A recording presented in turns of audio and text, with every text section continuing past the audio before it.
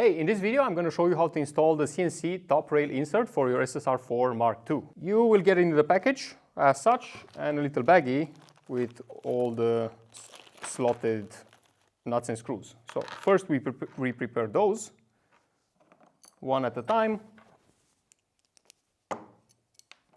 We install the slotted nuts like so. Just give it a few turns on all of them.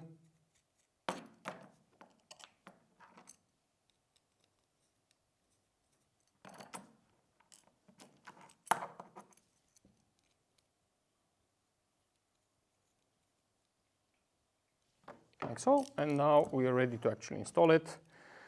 Before we place it in, we need to make sure all of these are aligned in a straight line as much as possible so that we make our life easier while slotting into place. Good. Yeah. You can do this either way, so it's reversible. I'm going to show you right now. It doesn't matter which direction you install it, it's going to go in flush. Once it's in, we start tightening.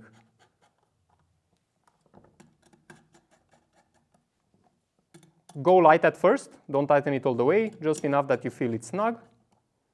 And once that is done, I'm going to remove it from the stand right here, we need to make sure to visually inspect, as you can see, the nuts inside if they are aligned properly. For example, this one didn't align properly, that one is aligned, that one is aligned, that one is aligned.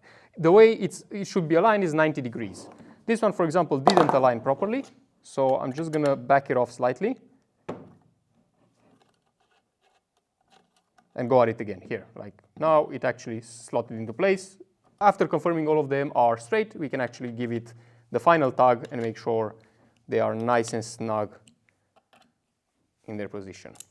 And that's about it. Now you have a full monorail top on your SSR4 Mark II. Have fun out there.